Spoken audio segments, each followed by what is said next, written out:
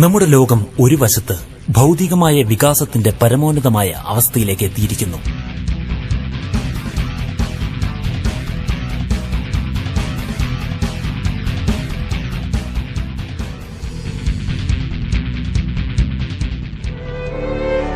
മറുവശത്ത് നോക്കിയാൽ ദുഃഖം,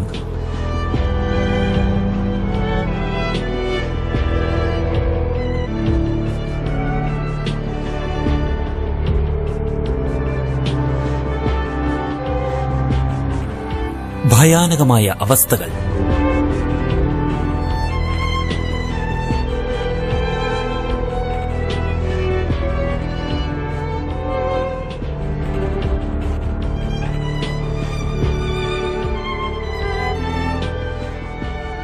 ദാരിദ്ര്യം,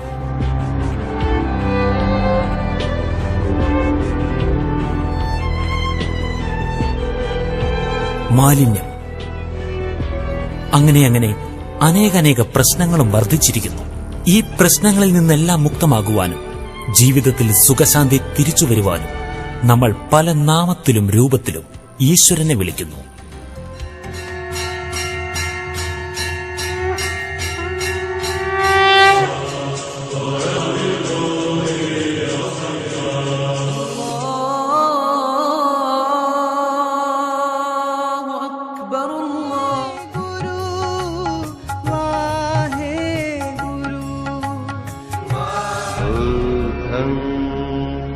ശരണം ഗച്ഛാ.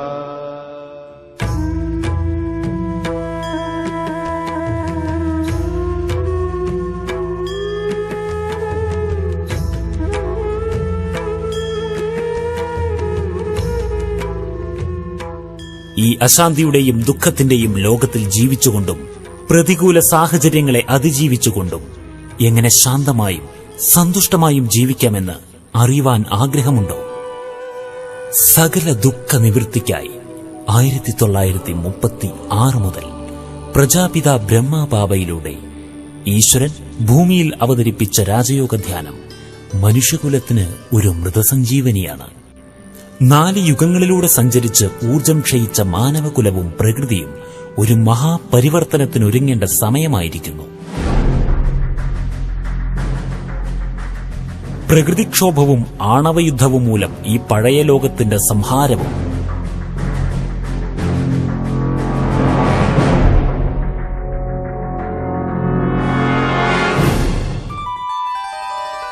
അതിനുശേഷം ആധ്യാത്മിക ശക്തിയാൽ സ്ഥാപിക്കപ്പെടുന്ന പുതിയ സ്വർണിമയുഗത്തിന്റെ ആരംഭവും സംഭവിക്കാൻ ഒരുങ്ങുകയാണ്.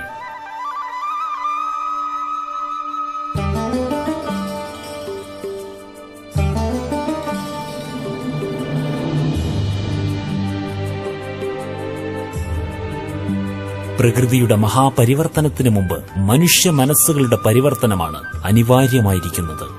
കഴിച്ചും കുടിച്ചും ഉറങ്ങിയും തന്റെ മഹത്വമറിയാതെ മൃഗങ്ങളെപ്പോലെ ജീവിക്കുന്ന മനുഷ്യന് തന്റെ ഉള്ളിൽ ഉറങ്ങിക്കിടക്കുന്ന ദിവ്യതകളെ ഉണർത്തേണ്ട സമയമായിരിക്കുന്നു.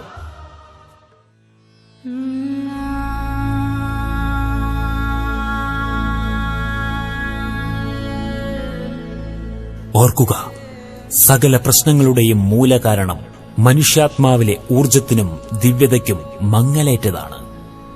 നഷ്ടമായ ആത്മീയോർജം തിരിച്ചു ലഭിക്കുവാൻ കേവലം 3 കാര്യങ്ങൾ മാത്രം മനസ്സിലാക്കൂ.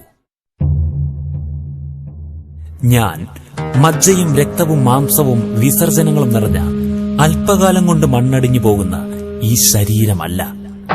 ശരീരത്തിന്റെ നിലനിൽപ്പിനും പ്രവർത്തനത്തിനും ആധാരമായിക്കൊണ്ട് മസ്തിഷ്ക മധ്യത്തിൽ വസിക്കുന്ന ദിവ്യമായ ആത്മീയ ഊർജമാണ് ഞാൻ.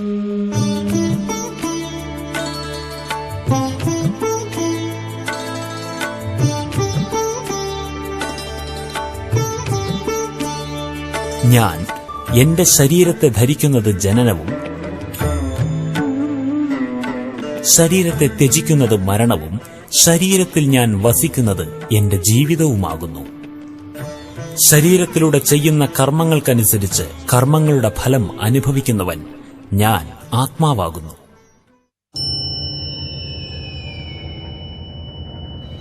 അശാന്തിയും ദുഃഖവും നരകയാതനകളും നിറഞ്ഞ ഈ ലോകം എന്റെ സ്വന്തം ദേശമല്ല. മഹാനായ ഷേക്സ്പിയർ പറഞ്ഞതുപോലെ ഇതൊരു നാടകവേദി മാത്രമാണ്. ശരീരമാകുന്ന വേഷം ധരിച്ച് ഭൂമിയാകുന്ന ഈ നാടകവേദിയിലെ ജീവിത നാടകം അഭിനയിക്കുവാൻ ആത്മാക്കളായ നമ്മൾ നമ്മുടെ സ്വന്തം ദേശമായ ബ്രഹ്മലോകത്തിൽ നിന്നാണ് വന്നത്. ഈ ദൃശ്യപ്രപഞ്ചത്തിന് പുറത്ത് ചലനവും ശബ്ദവുമില്ലാത്ത ദിവ്യപ്രഭ നിറഞ്ഞ നമ്മുടെ സ്വന്തം ദേശം നമ്മുടെ മടക്കയാത്രയെ പ്രതീക്ഷിച്ച് കാത്തിരിക്കുന്നു.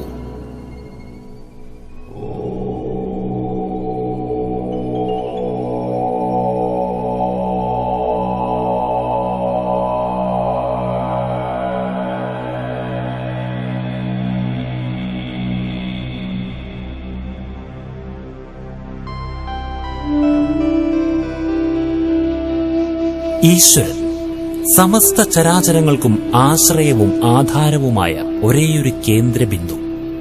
ചരാചരാത്മകമായ ഈ പ്രപഞ്ചത്തിനുപരി പ്രഭാമയമായ പരമധാമത്തിൽ വസിച്ചുകൊണ്ട് പ്രപഞ്ചത്തിന് മുഴുവൻ ആത്മീയ ഊർജം പ്രദാനം ചെയ്യുന്ന നമ്മുടെ സ്നേഹനിധിയായ ആത്മീയ പിതാവ്, ജ്യോതിഷാമപി തജ്ജ്യോതി എന്നും അനൂർ അല്ലാഹു എന്നും ഗോഡ് ഈസ് ലൈറ്റ് എന്നും സമസ്ത വിശ്വാസങ്ങളിലും പ്രകാശമായി പ്രകീർത്തിക്കുന്ന പ്രപഞ്ചജ്യോതിസായ പരമാത്മാവ്, നമ്മുടെ പ്രാർത്ഥനകളും സത്യാന്വേഷണങ്ങളും ചെന്നെത്തുന്ന പരമോന്നതമായ ആശ്രയ കേന്ദ്രമാകുന്നു ദൈവം.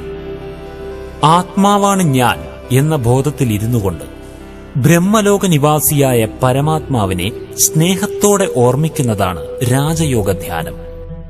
എങ്ങനെയാണോ ഇല തിന്ന് ജീവിക്കുന്ന ഒരു പുഴു തന്റെ സമാധി അവസ്ഥയ്ക്ക് ശേഷം ശലഭമായി മാറി പുതിയൊരു ജീവിതത്തിലേക്ക് പ്രവേശിക്കുന്നത്, അതുപോലെ ഏതൊരു സാധാരണ മനുഷ്യനും രാജയോഗ ധ്യാനം അഭ്യസിച്ച് ഉന്മേഷോത്സാഹം നിറഞ്ഞ ആനന്ദപ്രദായകമായ പുതിയൊരു ജീവിതത്തിലേക്ക് ചിറകടിച്ചുയരുവാൻ സാധിക്കും. നിത്യവും രാജയോഗം പരിശീലിക്കുന്നവരുടെ ജീവിതം ശാന്തിയും സമാധാനവും ഐശ്വര്യവും നിറഞ്ഞതാകുന്നു. അവരുടെ ജീവിതത്തിൽ സദാ സന്തോഷം നിലനിൽക്കുന്നു. കോപം അകലുന്നു, ടെൻഷൻ മറക്കുന്നു, ദുശീലങ്ങളിൽ നിന്ന് മുക്തമാകുന്നു, കുടുംബം ഭദ്രമാകുന്നു, സമൂഹം ശ്രേഷ്ഠമാകുന്നു, ലോകം പുതിയൊരു സ്വർണിമ യുഗമാകുന്നു. ബുദ്ധിപൂർവം ചിന്തിക്കുന്ന ലോകത്തിലെ ലക്ഷക്കണക്കിന് മാനവർ രാജയോഗത്തെ ജീവിതശൈലിയാക്കി മാറ്റി തന്റെ ജീവിതത്തെ വിജയകരമായ രീതിയിൽ മുന്നോട്ട് കൊണ്ടുപോയിക്കൊണ്ടിരിക്കുന്നു. ഇനി നിങ്ങളുടെ ഊഴമാണ്. വരൂ, ഈശ്വരീയ രാജയോഗത്തിലൂടെ ആരോഗ്യവും സന്തോഷവും സ്വന്തമാക്കാം. ഈ ലളിതമായ വിദ്യ സൗജന്യമായി പഠിക്കുവാൻ നിങ്ങളുടെ സമീപത്തുള്ള ബ്രഹ്മകുമാരീസ് രാജയോഗ കേന്ദ്രം സന്ദർശിക്കുക. നന്ദി.